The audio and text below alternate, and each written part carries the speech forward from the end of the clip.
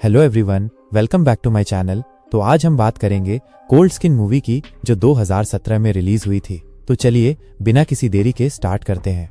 कहानी की शुरुआत एक जहाज से होती है जो साउथ अटलांटिक ओशन के गहरे और अनजाने रास्तों पर अपनी मंजिल की ओर बढ़ रहा होता है। इस जहाज में मौजूद एक डेविड नाम का शख्स जो वेदर ऑफिसर होता है, उसे सरकार की ओर से एक ऐसे रहस्यमय द्वीप पर भेजा गया था जो समंदर के सबसे गहरे हिस्से में छिपा हुआ था। डेविड को वहां पूरे 1 साल तक रुककर मौसम में होने वाले अजीब बदलावों पर नजर रखनी थी और उनका डेटा इकट्ठा करना था। उसके साथ खाने पीने का पूरा सामान और जरूरी उपकरण भी भेजे गए थे ताकि वो साल भर आराम से सर्वाइवल कर सके। जहाज के कप्तान कैप्टन एक्सेल उसे उस टापू तक छोड़ने जा रहे थे। आखिरकार लंबे सफर के बाद वे उस सुनसान और रहस्यमय आइलैंड पर पहुंचे। बोट के जरिए डेविड और बाकी लोग जरूरी सामान के साथ द्वीप पर उतरे। वहां एक पुराना लाइट हाउस और पास ही एक छोटा सा घर था, वही जगह जहां डेविड को रहना था। इससे पहले एक और वेदर ऑफिसर यहाँ रहता था जिसका नाम रॉबर्ट होता है, लेकिन उसकी ड्यूटी खत्म हो चुकी थी और अब वो कैप्टन के साथ वापस लौटने वाला था। लेकिन जब वे लोग उस घर के अंदर पहुंचे तो नजारा देखकर सभी चौंक गए। कमरा पूरी तरह बिखरा हुआ था, फर्नीचर उल्टा पड़ा था और वहां किसी इंसान की मौजूदगी के कोई निशान नहीं थे। शायद लाइट हाउस में कोई हो सकता है। इसी उम्मीद में कैप्टन और डेविड वहां पहुंचे, लेकिन जो देखा वो और भी अजीब था। पूरा लाइट हाउस नुकीली लकड़ियों और कांटों से ऐसे घेरा गया था जैसे किसी ने जानबूझकर उसे सील कर दिया हो, मानो कोई अंदर जाने की कोशिश न कर पाए। उन्होंने कई बार दरवाजा खटखटाया लेकिन कोई जवाब नहीं मिला। आखिरकार उन्होंने जोर से धक्का देकर दरवाजा खोला और अंदर दाखिल हो गए। ऊपर की मंजिल पर उन्हें एक अजनबी शख्स मिला। उसका नाम था ग्रूनर। वो चुपचाप लेटा हुआ था। जब उन्होंने उससे पुराने वेदर ऑफिसर रॉबर्ट के बारे में पूछा तो उसने बेहद लापरवाही से कहा वो मर चुका है, किसी अजीब बीमारी से मरा था। जब कैप्टन ने पूछा कि उसकी बॉडी कहाँ है तो ग्रूनर का जवाब और भी रहस्यमय था, शायद किसी ने मार डाला होगा। ग्रूनर की बातें सुनकर डेविड और कैप्टन दोनों परेशान हो गए। उन्हें लगा शायद ग्रूनर मानसिक रूप से ठीक नहीं है, लेकिन जब तक उन्हें रॉबर्ट के बारे में कोई पुख्ता जानकारी नहीं मिलती वे कुछ भी नहीं कर सकते थे। कैप्टन ने डेविड से कहा अगर तुम चाहो तो अभी हमारे साथ वापस लौट सकते हो, लेकिन डेविड ने फैसला कर लिया था उसे इस जगह के मौसम पर रिपोर्ट बनानी थी। अगर वो काम पूरा कर लेता तो उसे अच्छी रकम मिलने वाली थी और उसे पैसों की सख्त जरूरत थी, इसलिए उसने रुकने का फैसला किया। जाते जाते कैप्टन ने उसे एक बंदूक थमा दी। शायद ये जगह उतनी सुरक्षित नहीं थी जितनी ऊपर से दिखती थी। कैप्टन के लौट जाने के बाद डेविड ने अकेले उस घर को थोड़ा व्यवस्थित किया। उसने फर्नीचर सही किया, सामान जगह पर रखा और घर को रहने लायक बना दिया। इसी दौरान उसे एक ड्रॉअर में एक पुरानी डायरी मिली जो शायद पुराने वेदर ऑफिसर की थी। डायरी पर साल लिखा था 1913, यानी वो ऑफिसर काफी समय पहले इस आइलैंड पर तैनात रहा होगा। जैसे जैसे डेविड उस डायरी के पन्ने पलटता गया उसे इस आइलैंड के बारे में कई बातें पता चलती गईं, लेकिन ज्यादातर बातें अधूरी थीं। कुछ लाइनों में साफ साफ कुछ नहीं लिखा था, मानो जानबूझकर छुपाया गया हो। पन्नों के बीच कुछ अजीब जीवों की तस्वीरें भी बनी थीं। कुछ स्केच ऐसे थे जो डेविड ने पहले कभी नहीं देखे थे। उसे समझ नहीं आया कि उस ऑफिसर ने ये चित्र क्यों बनाए थे। शायद वो अकेलेपन से जूझ रहा था और समय काटने के लिए ऐसी चीजें बनाता था। एक पेज पर उसकी पत्नी की एक फोटो भी लगी थी। डायरी पढ़ते पढ़ते डेविड थक गया और कब उसकी आंख लग गई उसे पता भी नहीं चला। सुबह होते ही डेविड ने अपने काम की शुरुआत की, लेकिन जैसे ही वो समुद्र के किनारे पहुंचा एक अजीब चीज ने उसे चौंका दिया। कुछ बड़े पत्थर चट्टानों के बीच इस तरह रखे गए थे मानो किसी ने उन्हें जानबूझकर किसी क्रम में सजाया हो। उनके बीच में सीपियां यानी सी शेल्स भी थीं और वो भी कुछ खास तरीके से रखी गई थीं। डेविड को लगा ये जरूर ग्रूनर की कोई अजीब हरकत होगी। ये सोचकर वो फिर से अपने काम में लग गया। मौसम का डेटा रिकॉर्ड करना, यही तो उसकी ड्यूटी थी। काम करते हुए उसने दूरबीन से लाइट हाउस की ओर देखा तो उसे वहां 2 आकृतियां दिखीं। एक तो ग्रूनर था लेकिन दूसरी मानो कोई और इंसान हो। डेविड कुछ पल को सन्न रह गया, लेकिन फिर सोचा शायद ये उसकी आंखों का धोखा है।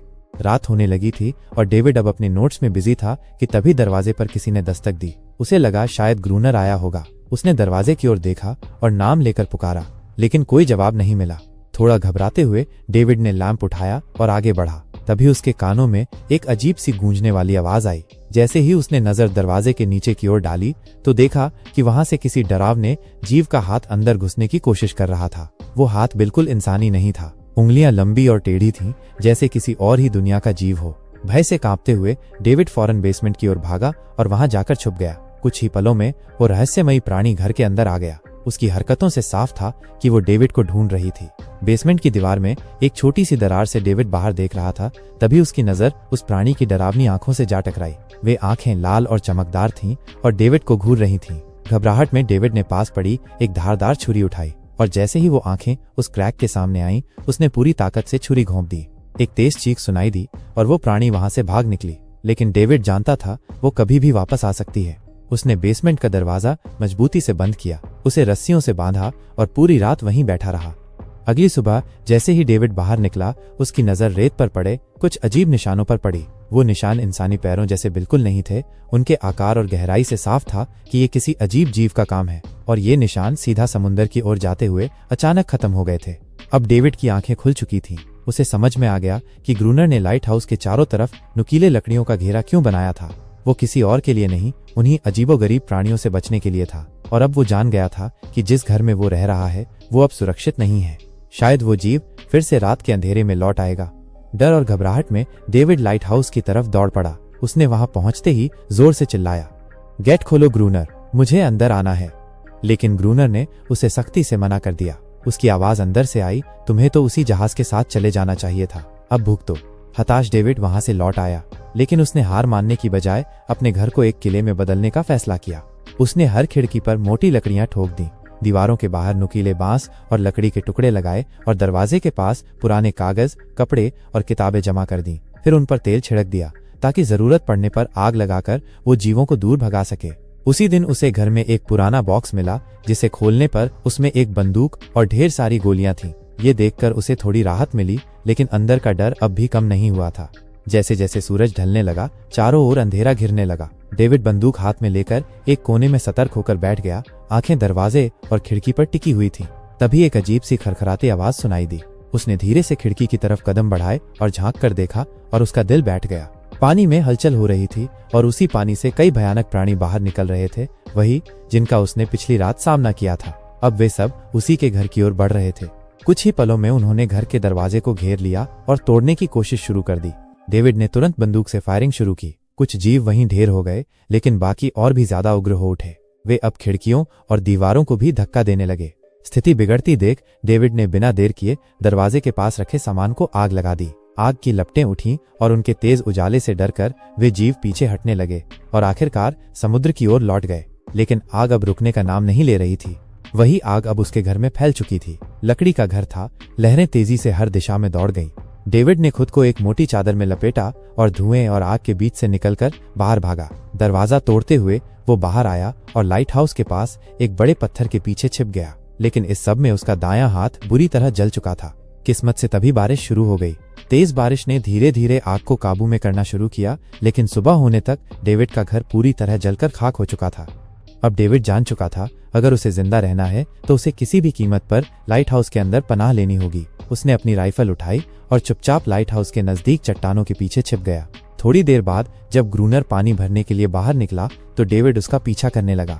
उसका इरादा था उसे गन पॉइंट पर लेकर अंदर दाखिल होना, लेकिन तभी कुछ ऐसा हुआ जिसकी उसे बिल्कुल उम्मीद नहीं थी। अचानक ग्रूनर ने पलटकर डेविड पर ही बंदूक तान दी, लेकिन उसी पल ग्रूनर के पीछे खड़ा एक अजीब सा जीव डेविड पर झपट पड़ा। डेविड ने फौरन राइफल उठाई। तभी ग्रूनर बोला, रुक जा, ये मेरा पालतू है। डेविड का हाथ थम गया। उसने थोड़ी देर सोचा, फिर शांत स्वर में कहा, अगर तुम चाहते हो कि हम दोनों जिंदा रहें तो मुझे लाइट हाउस में जगह देनी होगी। मेरे पास 1 साल का खाना और बारूद है, हम दोनों बच सकते हैं। ग्रूनर कुछ पल खामोश रहा, फिर धीरे से सिर हिलाकर हामी भर दी। शाम ढलने से पहले दोनों बचा हुआ सामान लेकर लाइट हाउस में लौट आए। उस रात पहली बार डेविड को थोड़ी राहत महसूस हुई। अगली सुबह एक और चौंकाने वाला मंजर डेविड के सामने था। जब उसकी आंख खुली तो देखा कि वही विचित्र जीव उसके जले हुए हाथ को चाट रहा था, और कुछ ही देर में डेविड का घाव काफी हद तक भर चुका था। ये किसी चमत्कार से कम नहीं था। उसी दोपहर लाइट हाउस की ऊंचाई से डेविड ने देखा ग्रूनर बंदूक की गोलियां गिन रहा था और वो जीव एक आज्ञाकारी साथी की तरह उसकी मदद कर रहा था। अब डेविड को यकीन हो चला था कि ये जीव हिंसक नहीं है। डेविड अब ग्रूनर से उस मादा जीव के बारे में और जानना चाहता था। वो सोचने लगा, अगर इसका सच दुनिया के सामने आए तो विज्ञान की दुनिया में तहलका मच सकता है। शायद वो और ग्रूनर दोनों इतिहास का हिस्सा बन जाए। लेकिन ग्रूनर का रवैया बिल्कुल उल्टा था। उसे ये सब नहीं चाहिए था। वो इस टापू को छोड़ना ही नहीं चाहता था।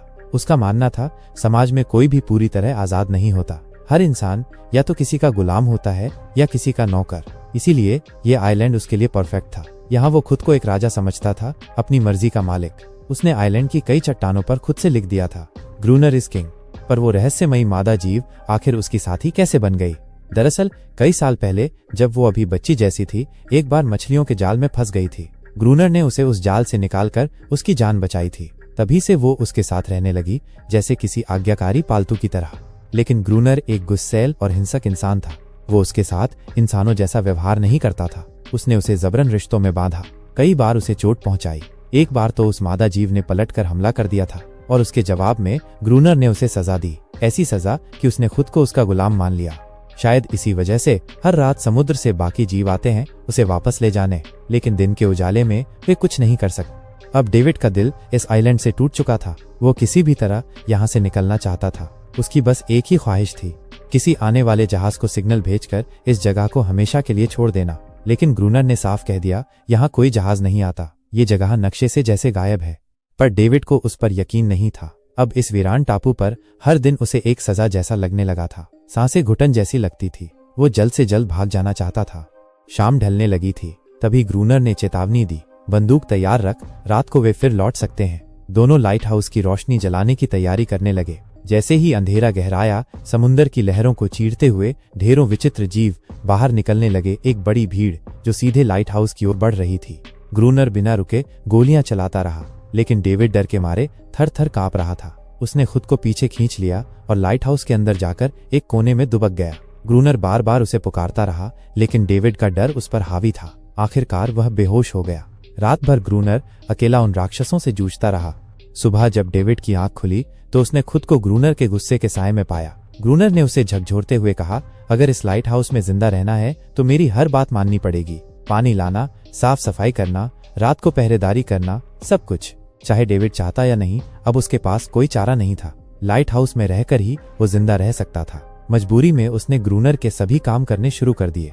मगर एक बात थी जो डेविड को भीतर से खलती थी, ग्रूनर का उस फीमेल जीव के साथ किया जाने वाला रोज का शारीरिक संबंध। डेविड समझता था कि इतने सालों तक अकेलेपन ने ग्रूनर का मानसिक संतुलन बिगाड़ दिया है, लेकिन ये सब देखना अब भी उसके लिए आसान नहीं था। रात एक बार फिर आ गई। दोनों फिर से पहरेदारी के लिए तैयार हो गए। समुद्र की तरफ से एक बार फिर अजीब जीवों की भीड़ आने लगी, लेकिन इस बार डेविड अंदर से बदला हुआ था। वो डरा नहीं। उसने गोलियां चलाईं, मगर ग्रूनर ने इस बार कुछ नहीं किया। उसने डेविड को अकेला बाहर छोड़ दिया और खुद लाइट हाउस का दरवाजा अंदर से बंद कर लिया। डेविड समझ नहीं पाया कि ये क्या हो रहा है। वो चिल्ला चिल्लाकर मदद मांगता रहा, लेकिन ग्रूनर एक शब्द बोले बिना अंदर बैठा रहा। उसका इरादा साफ था, डेविड को अब खुद लड़ना था। या तो लड़कर जिंदा रहो या फिर मारे जाओ। वो एक खौफनाक रात थी, लेकिन डेविड डटा रहा। गोलियां चलाईं, खुद को बचाया और जैसे तैसे सुबह तक जिंदा रहा। सुबह जब ग्रूनर बाहर आया तो उसने देखा कि डेविड लाइट हाउस के दरवाजे पर बैठा था। पूरे शरीर पर खून के निशान, कपड़े फटे हुए, लेकिन आंखों में डर नहीं बल्कि बहादुरी थी। अब वो डरना छोड़ चुका था। उसने सीख लिया था इन समुद्री जीवों से कैसे निपटना है। दिन गुजरते गए, रातें अजीब जीवों से जूझते बीतती और दिन भर वो लाइट हाउस के कामों में ग्रूनर का हाथ बटाता रहा। ये टापू अब उसके लिए किसी खुली जेल जैसा हो गया था। समय के साथ डेविड और उस मादा जीव के बीच एक अलग तरह का रिश्ता बन गया। डेविड को अब उसके लिए हमदर्दी होने लगी थी। अब उसे समझ आने लगा था कि अकेलापन क्या होता है। शायद जीव भी यही महसूस करती थी। डेविड ने उसे एक नाम दिया, अनेरियस। फिर एक दिन दोनों ने गौर किया कि समुद्री जीवों के हमले कम होने लगे हैं। डेविड ने सोचा शायद सर्दियों में ये जीव किसी और जगह चले जाते हैं, या शायद अब उन्होंने मान लिया है कि हमसे टकराकर उन्हें कुछ हासिल नहीं होगा। लेकिन ग्रूनर ने उसे टोका, ऐसा मत सोच, वो लौटेंगे। अभी वो अपनी संख्या बढ़ा रहे हैं, बहुत जल्द वे दोबारा लौटेंगे और पहले से ज्यादा ताकतवर होंगे। एक रात खाने के बाद उन्होंने वक्त बिताने के लिए शतरंज खेलना शुरू किया। खेल में इस कदर डूब गए कि उन्हें याद ही नहीं रहा कि लाइट हाउस की लाइट जलानी है, और यही लापरवाही भारी पड़ गई। अंधेरे का फायदा उठाकर समुद्र से फिर वही डरावने जीव निकल पड़े। डेविड ने देखा अब वो बड़ी तादाद में आ चुके हैं। ज्यादा लंबे समय तक अब लड़ा नहीं जा सकता था। उनके पास मुश्किल से कुछ ही गोलियां बची थीं। बड़ी मुश्किल से वो दोनों लाइट हाउस की सबसे ऊपरी मंजिल तक पहुंचे। इस बीच ग्रूनर के पैर में गहरी चोट आ गई। नीचे वो जीव दरवाजे तोड़ने की कोशिश कर रहे थे। डेविड और ग्रूनर दोनों को अब कोई रास्ता नहीं दिख रहा था। लगता था सब कुछ खत्म हो चुका था। लेकिन किस्मत ने एक बार फिर साथ दिया। जैसे ही सूरज की पहली किरणें आकाश में उभरी, वे सारे जीव धीरे धीरे पीछे हटने लगे और फिर समुद्र में लौट गए। अनेरियस ने चुपचाप ग्रूनर की घायल टांग की देखभाल शुरू की। लेकिन अब डेविड को ये एहसास हो चुका था, ये लड़ाई अब और नहीं लड़ी जा सकती। गोलियां लगभग खत्म थीं, राशन भी बहुत कम बचा था और हर रात का हमला पहले से ज्यादा खतरनाक होता जा रहा था। अगले दिन जब डेविड लाइट हाउस के बाहर टहल रहा था, उसने समुद्र में दूर एक जहाज देखा। वो तुरंत भीतर भागा और फ्लेयर गन उठाकर बाहर आया ताकि जहाज को सिग्नल दे सके। लेकिन जैसे ही गन फायर करने जाता है, ग्रूनर बीच में आ जाता है और डेविड को रोक देता है। तू यहाँ से नहीं जाएगा। ग्रूनर की आवाज में पागलपन था। डेविड अब चौंकने की हालत में नहीं था। अब वो तय कर चुका था, या तो वो यहाँ से आजाद होगा या मर जाएगा। उसी वक्त अनेरियस ने अचानक ग्रूनर पर हमला बोल दिया। वो डेविड को उसकी हिंसा और कैद से बचाना चाहती थी। ग्रूनर किसी भी कीमत पर नहीं चाहता था कि कोई इस आइलैंड को छोड़कर जाए। ये जगह अब उसकी अपनी दुनिया बन चुकी थी। शहर की जिंदगी, लोगों की भीड़ और पुराने जख्मों को वो पीछे छोड़ चुका था। अब डेविड भी उसकी उस अकेली दुनिया का हिस्सा बन चुका था। एकमात्र ऐसा इंसान जिससे वो बातें कर सकता था और कंट्रोल भी कर सकता था। डेविड की आंखों के सामने वह जहाज धीरे धीरे समुंदर की लहरों में गुम हो गया। अब उसके पास न कोई रास्ता था, न कोई उम्मीद। दिन बीतते गए। ग्रूनर अब भी डेविड और अनेरियस दोनों के साथ बेरहमी से पेश आता था, लेकिन अनेरियस के साथ उसका बर्ताव और भी ज्यादा क्रूर होता जा रहा था, जिसे डेविड अब सहन नहीं कर पा रहा था। एक दिन डेविड ने अनेरियस को वेल की हड्डियों से बनाई गई एक छोटी सी टॉय बोट तोहफे में दी, शायद इस उम्मीद में कि उसके चेहरे पर थोड़ी सी मुस्कान आ जाए। लेकिन जब अनेरियस ने उस बोट को देखा तो वो बिना कुछ कहे डेविड को आइलैंड के एक दूर कोने में ले गई, जहां असल में बहुत पुरानी लेकिन असली नाव छुपी हुई थी। डेविड हैरान था। जब उसने इस बारे में ग्रूनर से पूछा तो उसने बेरुखी से जवाब दिया, हाँ, मुझे पता है। वो नाव एक तूफान में डूबे जहाज से बहकर यहाँ आई थी। दरअसल कुछ महीने पहले एक हथियारों से भरा स्मगलिंग शिप तूफान की चपेट में आ गया था। कुछ लोग अपनी जान बचाकर इस आइलैंड तक पहुंच गए थे, मगर सुबह होने से पहले उन सबको समुद्री राक्षसों ने मौत के घाट उतार दिया। ये सब सुनते ही डेविड के दिमाग में एक आइडिया चमका। अगर कोई उस शिप के पास जाकर उसके बचा हुआ सामान लाए तो शायद डायनामाइट या गोलियां मिल सकती हैं और इन जीवों से लड़ना थोड़ा आसान हो जाए। उसके पास एक पुराना डाइविंग सूट था। वो रिस्क लेने को तैयार था, लेकिन ग्रूनर ने साफ मना कर दिया। उसे उन पानी की गहराइयों से डर लगता था। फिर भी डेविड ने हार नहीं मानी। समय गुजरता गया और डेविड और अनेरियस के बीच एक अनोखा रिश्ता बनने लगा। डेविड अब सिर्फ हमदर्द नहीं था, वो उसे महसूस करने लगा था। इस अनोखे रिश्ते को ग्रूनर ने भी देख लिया और पहली बार उसके दिमाग में ख्याल आया, शायद अब मुझे डेविड की मदद करनी चाहिए। लेकिन उसके इरादे नेक नहीं थे। वो चाहता था कि डेविड उस खतरे से भरे समुंदर में डाइव करे, नीचे जाकर डायनामाइट के बॉक्सेस लेकर आए और जब वो थक कर ऊपर आए तो वो डेविड को वही छोड़ दे ताकि वो राक्षस उसे खत्म कर दे और फिर वो डायनामाइट अपने कब्जे में कर ले। अनेरियस पर उसका फिर से पूरी तरह कंट्रोल हो जाए। उसने एक खेल शुरू किया था, एक ऐसा खेल जिसमें मोहरे सिर्फ डेविड और अनेरियस थे। दोनों आखिरकार उस जगह पहुंच गए जहां वो पुराना जहाज डूबा था। डेविड ने डाइविंग सूट पहन लिया और समुंदर की गहराई में उतर गया। पानी के नीचे सब कुछ तबाह हो चुका था। चारों ओर टूटे फूटे लकड़ी के टुकड़े और धुंधली राख बिखरी थी, लेकिन किस्मत ने साथ दिया। डेविड को कुछ डायनामाइट के बॉक्स मिल ही गए। तभी अचानक उसके सामने वे जीव आ धमके। डेविड एकदम घबरा गया। वो फिसला और नीचे गिर पड़ा। लोहे का डाइविंग सूट इतना भारी था कि वो हिल भी नहीं पा रहा था। वो ग्रूनर को ऊपर सिग्नल देना चाहता था पर नहीं दे सका। ग्रूनर को लगा कि अब सब खत्म हो गया है। वो मान बैठा कि डेविड मारा जा चुका है, मगर हकीकत कुछ और थी। वहां सिर्फ 2 छोटे बच्चे थे जो डेविड को नुकसान नहीं पहुंचा रहे थे। डेविड ने खुद पर काबू पाया और पानी के अंदर प्रेशर बनाकर डाइविंग सूट वहीं छोड़ दिया। फिर किसी तरह तैरकर वापस सतह पर आ गया। उन बॉक्सेस में डायनामाइट भरा हुआ था। डेविड और ग्रूनर ने मिलकर लाइट हाउस के चारों ओर 2 परतों में डायनामाइट बिछा दिए ताकि जब अगली बार हमला हो तो वो राक्षस एक ही बार में खत्म किए जा सकें। समय बीता और सर्दी शुरू हो गई। चारों ओर बर्फ गिरने लगी, लेकिन हैरानी की बात यह थी कि सभी भयानक जीव फिर से गायब हो गए थे। कोई हमला नहीं हुआ। अब उनका दिन सिर्फ लाइट हाउस संभालने और पहरेदारी में बीतने लगा। लेकिन ग्रूनर का धैर्य अब जवाब देने लगा था। उसके मन में शक बैठ गया था, शायद अनेरियस ने उन जीवों को डायनामाइट वाले प्लान के बारे में बता दिया है, तभी तो वे अब हमला नहीं कर रहे। वो पागलपन की हद तक गुस्से में आ गया और अनेरियस पर हाथ उठाने लगा, लेकिन इस बार डेविड ने उसे रोक लिया। अब दोनों ने मिलकर एक नया प्लान बनाया, लाइट हाउस का मेन गेट खुला छोड़ना, ताकि जैसे ही समुद्री जीव अंदर घुसे उन्हें डायनामाइट से उड़ा दिया जाए। रात को समुद्र में हलचल शुरू हुई। वो जीव लहरों से निकलकर धीरे धीरे गेट की ओर बढ़ने लगे। कुछ ही देर में वे लाइट हाउस के अंदर घुस आए और सीधे डेविड पर टूट पड़े। डेविड ने हार नहीं मानी। उसने पूरी ताकत से मुकाबला किया। जैसे ही वे जीव लाइट हाउस के नजदीक पहुंचे, ग्रूनर ने डायनामाइट का लीवर खींचा, लेकिन ब्लास्ट नहीं हुआ क्योंकि डेविड ने कनेक्शन खोल दिया था और उसे फिर से जोड़ना भूल गया था। अब वक्त बहुत कम था। डेविड दौड़कर ऊपर गया और बिजली के तारों को फिर से जोड़ने लगा। तब तक वो जीव लाइट हाउस की दीवारों पर चढ़ रहे थे। ग्रूनर अकेले उन्हें नीचे गिराने की कोशिश कर रहा था। जैसे ही वायर दोबारा जुड़ता है, डेविड पहला लेयर ब्लास्ट कर देता है। एक जबरदस्त धमाके में कई राक्षस वहीं ढेर हो जाते हैं, लेकिन कुछ अब भी जिंदा थे और हमला जारी था। तब मजबूरन ग्रूनर ने दूसरा ब्लास्ट भी कर दिया। पूरा इलाका धमाके से गूंज उठा। दोनों जमीन पर बेहोश होकर गिर पड़े। सुबह की पहली रोशनी में जब दोनों की आंखें खुली, चारों तरफ सिर्फ मरे हुए जीवों के शरीर पड़े थे। अनेरियस वहां नहीं थी। ग्रूनर अब भी उन घायल जीवों को खत्म कर रहा था। इसी दौरान डेविड की नजर एक जीव के गले में पड़े एक नेकलेस पर पड़ी, वैसा ही नेकलेस जो उसने कभी अनेरियस को दिया था। उसी पल उसे अपनी सबसे बड़ी गलती का एहसास हुआ। वो जीव जिन्हें वो अब तक सिर्फ हिंसक राक्षस समझता था, शायद वो भी एक सभ्य समाज के हिस्से थे। बस उनकी भाषा अलग थी। वो शायद मदद मांग रहे थे, हमला नहीं कर रहे थे। लेकिन ग्रूनर के लिए ये सब बातें बेमतलब थीं। उसके लिए यह आइलैंड उसका साम्राज्य था और बाकी सब सिर्फ उसके आदेश मानने वाले किरदार। उस दिन के बाद वो जीव फिर कभी वैसे हमला नहीं कर पाए, लेकिन हर रोज समुंदर के किनारे से किसी के रोने की आवाज सुनाई देती थी। डेविड को अब तक अंदाजा नहीं था कि उन्होंने कितनी बड़ी तबाही मचा दी थी। कितने परिवार बिछड़ गए, कितने मासूम बच्चों ने अपने अपने लोग खो दिए, सिर्फ एक गलतफहमी की वजह से। अगले दिन डेविड ने समुंदर में उन जीवों के कुछ छोटे बच्चों को देखा जो अब अनाथ हो चुके थे। डेविड ने पत्थरों से एक गोल घेरा बनाया और उसके बीच उस छोटी टॉय बोट को रख दिया, उम्मीद में कि शायद अनेरियस लौट आए। लेकिन कितना भी इंतजार किया जाए, अनेरियस फिर कभी नहीं लौटी। एक सुबह डेविड ने देखा कि ग्रूनर जमीन पर बेहोश पड़ा था। उसके पास कुछ पुरानी चीजें पड़ी थीं, जिनमें एक पुरानी तस्वीर भी थी। जैसे ही डेविड ने वो तस्वीर देखी, उसके होश उड़ गए। तस्वीर में वही लड़की थी जिसका चेहरा उसने ग्रूनर की डायरी में पहले दिन देखा था। वो कोई और नहीं बल्कि ग्रूनर की पत्नी थी। ग्रूनर असल में एक वेदर ऑफिसर था जो 1 साल पहले इस द्वीप पर आया था और उसका असली नाम रॉबर्ट था। लेकिन उसने अपनी पहचान बदल ली थी क्योंकि वो अब इस आइलैंड को कभी छोड़ना नहीं चाहता था। ये सब जानकर डेविड को भी लगा कि शायद अब उसके लौटने की कोई उम्मीद नहीं बची।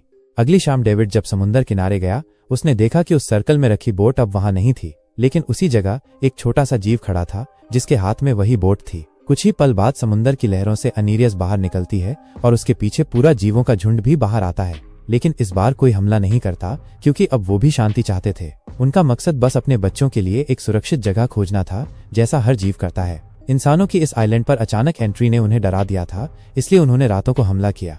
लेकिन ग्रूनर को ये सब कौन समझाए, वो अब भी खुद को इस आइलैंड का राजा समझता है। वो लाइट हाउस से बंदूक लेकर बाहर आता है। डेविड उसे रोकने की कोशिश करता है। ये जीव अब लड़ना नहीं चाहते, ये शांति चाहते हैं। लेकिन ग्रूनर किसी की नहीं सुनता। वो अनेरियस को चिल्लाकर कहता है, अंदर जाओ। लेकिन पहली बार अनेरियस उसकी बात नहीं मानती, क्योंकि अब वो सिर्फ उसकी सेविका नहीं थी, अब वो एक माँ थी जो अपने बच्चों की रक्षा के लिए खड़ी थी। अब ग्रूनर अंदर से टूट चुका था। उसे लग रहा था जैसे उसकी कोई बात अब मायने ही नहीं रखती, कोई उसकी बात नहीं सुन रहा था। गुस्से में वो सीधा लाइट हाउस की तरफ बढ़ा। डेविड को एक पल को लगा कि शायद अब ग्रूनर को समझ आ गया है कि हर जीव आजादी चाहता है, कोई भी किसी का गुलाम नहीं बनना चाहता। लेकिन ग्रूनर अब भी उसी गुस्से में जी रहा था। जैसे ही वो लाइट हाउस पहुंचा, उसने अपनी सिग्नल गन उठाई और एक फ्लेयर फायर कर दी। वो फ्लेयर सीधा जाकर एक छोटे जीव के बच्चे से टकराई और वो बच्चा वहीं मर गया। ये देख पूरा झुंड डर के मारे पीछे हट गया। अनेरियस ने भी एक झटके में डेविड पर से अपना भरोसा खो दिया। डेविड अंदर तक कांप उठा। वो जानता था कि अब सब कुछ खत्म हो गया है। गुस्से और दुख से भरा डेविड दौड़ते हुए लाइट हाउस की ओर भागा और ग्रूनर से जा भिड़ा। उसने चिल्लाते हुए कहा, तूने ऐसा क्यों किया? ये सब तो बस शांति चाहते थे। लेकिन ग्रूनर अब पागलपन की हद तक हिंसक हो चुका था। वो डेविड को मारने के लिए कुल्हाड़ी उठाकर जैसे ही वार करने वाला था, डेविड ने अचानक पुकारा, रॉबर्ट। ये नाम सुनकर ग्रूनर रुक गया। असल में रॉबर्ट वो इंसान था जो कभी किसी को चोट नहीं पहुंचाना चाहता था, लेकिन इस आइलैंड की तन्हाई, अपनी पत्नी की मौत और भीतर से टूट चुकी मानसिक हालत ने उसे वो बना दिया जो वो आज है। वो असल में कोई हत्यारा नहीं था। उसने सिर्फ इसीलिए हिंसा की थी ताकि खुद को ताकतवर दिखा सके। अब उसे अपनी सारी गलतियों का एहसास हो चुका था। उसने खुद को उन जीवों के सामने पेश कर दिया और कुछ ही पल में वो उसे खत्म कर चुके थे। डेविड ने खुद को लाइट हाउस के अंदर बंद कर लिया। समय धीरे धीरे गुजरता गया। 1 साल बाद आइलैंड पर गवर्नमेंट की एक टीम आई। साथ में एक नया वेदर ऑफिसर भी था। उन्होंने डेविड को वहां से बाहर निकाला और अपने साथ ले जाने की कोशिश की, लेकिन ऑफिसर को लगा कि यही आदमी ग्रूनर है और डेविड ने भी अपने नाम को लेकर बहस नहीं किया। वो बस बालकनी पर जाकर खड़ा हो गया, बिना कुछ बोले, क्योंकि अब वो भी इस आइलैंड को छोड़ना नहीं चाहता था, ठीक उसी तरह जैसे कभी ग्रूनर नहीं छोड़ना चाहता था। उधर समुंदर में अनेरियस अब अपने बच्चों के साथ सुरक्षित थी। अब उन्हें डराने वाला कोई ग्रूनर नहीं था। अब वो समुंदर में और आइलैंड पर खुलकर आजादी से जी सकते थे। और इसी के साथ ये मूवी यहीं पर समाप्त होती है। ऐसी ही और भी एक्सप्लेनेशन वीडियो देखने के लिए मेरे चैनल को सब्सक्राइब जरूर कर लें। धन्यवाद।